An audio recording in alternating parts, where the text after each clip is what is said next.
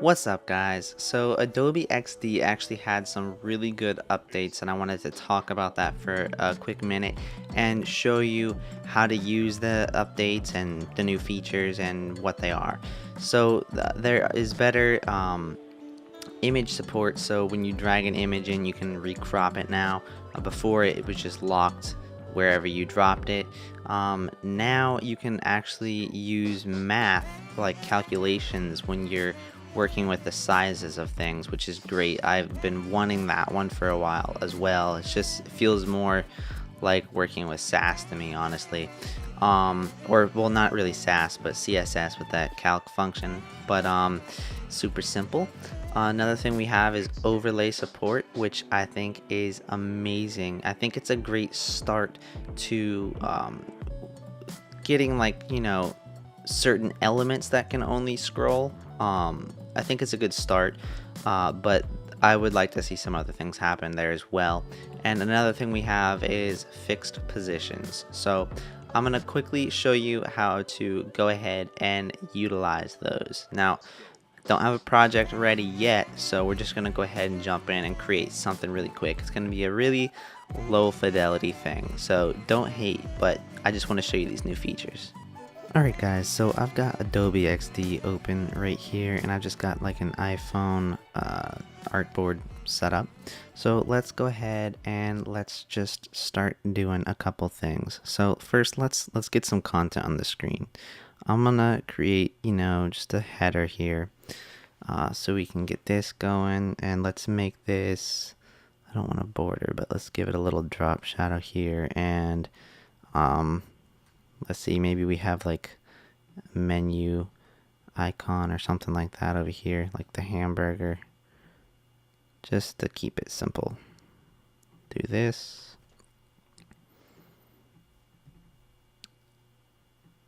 Alright, that's good enough for me.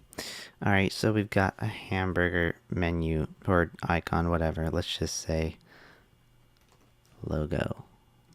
This will be the logo, and this can be bold, or that can be bold, and we'll make it black. Alright, so we've got a fake logo and hamburger menu, and we've got this header. So I'm just going to group these, and let's go ahead and let's start adding a little bit of content to the page real quick. So let's do this. I'm going to go and make this like 10 off here, and then we'll go 10 off here. So here we're going to use the like a calc. Well, it's not really calc, but we're going to use math to set the size of this. So I'm going to divide what you see there by 2, and when I hit enter, it just decreased the whole size of it by 2, which is perfect. It's exactly what I wanted. So that's pretty much how you use the math thing. Now we could multiply it by 2. We could add like 5. We could subtract 5. And I don't know if there's anything more complicated than that you'd need to do. There may be, and you might be able to do it. Let's see if we can do multiple things. Let's do plus, well, here, let's put this in parentheses just to try it out. Plus 5 divided by 2. Okay, so you can do that. That's pretty neat. I wasn't sure if you could do that, but you can do pretty intense operations in there. All right, so we got this. We figured out how to use the math calculations. Let's go ahead. Let's turn this into a repeat grid, just like this. We'll reduce the size of this here and pop it over like that. And we'll just expand this down. All right. So we got this here. This is going to be a grid that we're gonna extend well, let's extend the page now.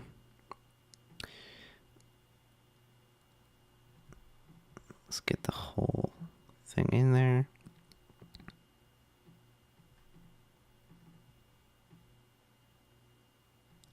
Cool. So let's go ahead and let's drop an image in there. So I'm just going to go ahead and use part of the thumbnail from, well, not that one. No, the photo that we used in the thumbnail last week.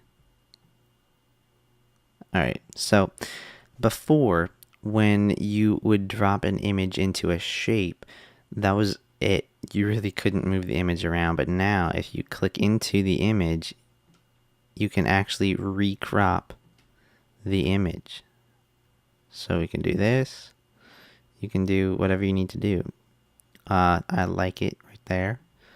Maybe just slide this over a little bit. Let's get it just so it just fits in here.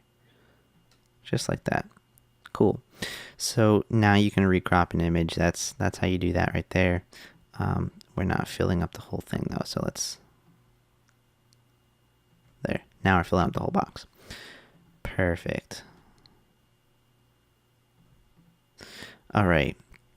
Now let's take a look at just a couple more things. So I'm going to go ahead and I'm going to start the preview here, and you'll see this is the preview, and this is what happens when we scroll. We're literally just scrolling down through this thing. So what happens if we want this header to stay at the top because it's supposed to? Well, what we can do is we can come over here, select the header, and you'll see this new fixed position checkbox here. Now, if you just click this checkbox, as simple as that, now when you scroll, it's going to stay right there. Now, yes, you see it's behind everything. That's just because we added it first. So I'm just going to go ahead and bring that to the front. Okay, thank you. Which is for a Mac, it's just Shift Command, and then it's the right bracket. So now when we scroll, there you go. It's just chilling right there on top. And you could do whatever you want with this. If you wanted to make it a little more opaque, you can do that. But we're just going to leave it like that. So those are 3 of the items. Now we just want to talk about the overlays real quick. So we got fixed positions, recropping images that are dragged into a shape, using math calculations for widths and whatever other thing you want. Now let's go ahead and let's get the overlay. So I'm gonna just duplicate this for a moment, and let's just bring the size of this back to where it should be, 667. And we're gonna make this be like prototyped so that this will take you here, and this will take you back. Well, no, we're not even gonna do that yet. All right, so we're gonna create like just a pop out nav or something like that. So before, what you would have to do is you would have to duplicate the page and all of its content.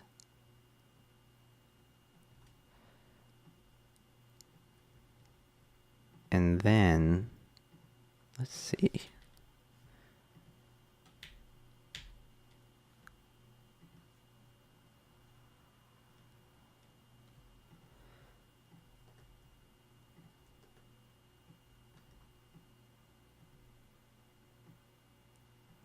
We're gonna just make this pretty simple here. Something like this. So yeah, before, what you would have to do is you would have to duplicate the screen and, you know, create your nav over here. And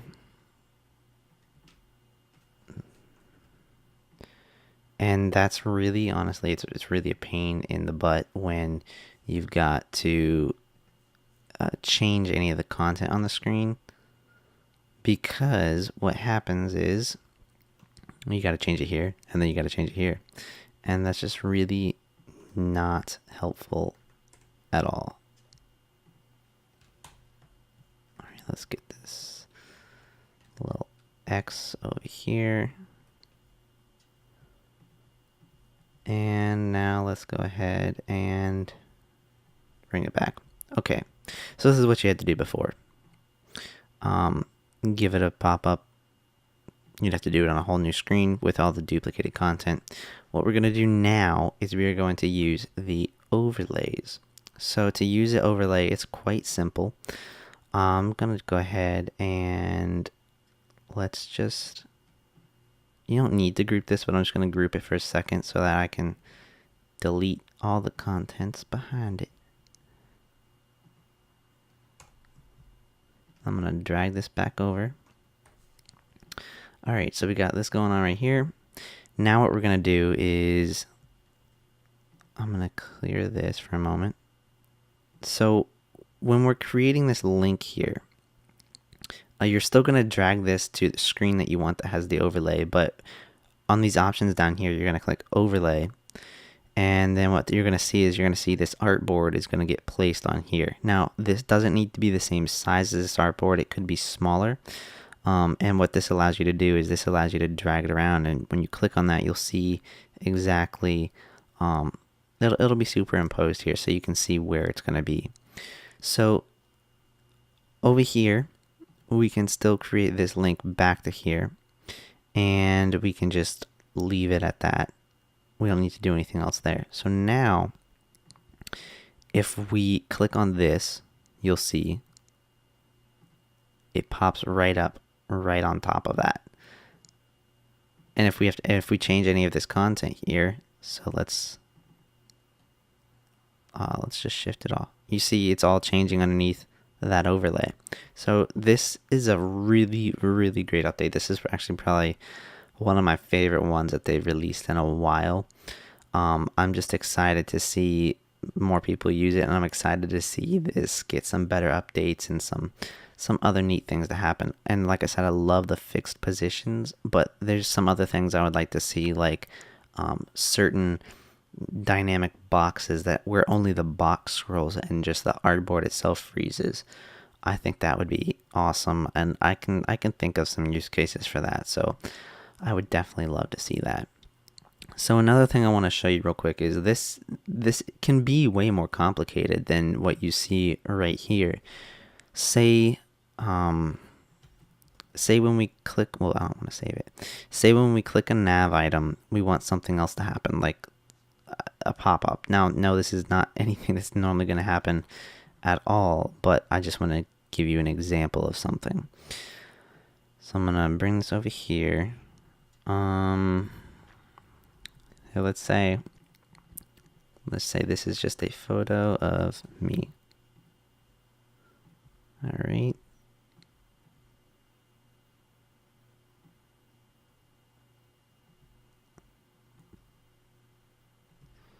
So that's a photo of me, and we're gonna get the center. Let's make this a box. I'm gonna make this white just so we can see it better. And then let's go and let's drag this image into here. All right, so now we got a photo of me. Okay, so what do we want to happen here? Well, I'm gonna tell you what I want to happen. I want to go from this overlay to this overlay, and then when I click this, I don't want to go back to here. I want it to go back to here. So this is very simple, and I've used this in some projects for work already, and I've gone, like into 7 layers of depth of overlays, and it works perfectly fine. So we're going to come here, go to the prototyping mode, and I'm going to drag a link over to this page and make sure I click overlay, and you'll see it's going to go right here. Perfectly fine. Now I'm going to come over here, I'm going to grab this and drag it to here and leave it on transition. We're not going to overlay that. That just would not make any sense. So transition. Now let's see what happens here. So did I transition? Okay. Fill. I turned the fill off somehow. Okay. When we scroll, we still got that same thing. When we click this, we're going to have the overlay. And now when we click this, it's going to give us this overlay right here. So yeah, this isn't very usable at all, but I just wanted to show you an example that you can go from one overlay directly to another overlay and you can make that go as deep as you want. So one thing that I had actually just used this for is I'm working on an application that will connect to a Bluetooth device and then connect a certain device to Wi-Fi. And so what I did was when you click to connect to Wi-Fi, you have the first pop-up, which is it's basically asking you to choose the Wi-Fi network, and then when you choose the Wi-Fi network from that pop-up, it's going to give you another pop-up, which is the next step. And these are like native, using native pop-ups for iOS, and it's going to allow you to put in the password for that network and then continue. And then another instance I used this in was for firmware updates. So I had, check for firmware update. A firmware update was found. Would you like to update? No. No would take you back to where you were here. Yes would take you to the next step. And that's going to show you the, progress of the firmware update. And then from there, I just had like helper text for developers just to be able to see the different versions of that pop up. So, if it's successful in the end, and then if it's not, and then after that, it would just take you back to the screen you were at. So very great tool. It's really quite simple. However, it's very useful. You can make it more complicated if you need to, but I love it. All right. So I think that covers everything. Alright guys, that's it for this video. That's all I wanted to show you. I really wanted to get these, show you guys these new features. I love them. They're great. They've already helped tremendously. Thank you, Adobe. This update was amazing. I am so excited to see so many more of the updates coming in the future with all of the items I've seen and that you're working on. So anyways, I hope you guys liked this video. If it helped, leave a thumbs up. If you haven't subscribed, make sure you hit that subscribe button, and I'll see y'all in the next one.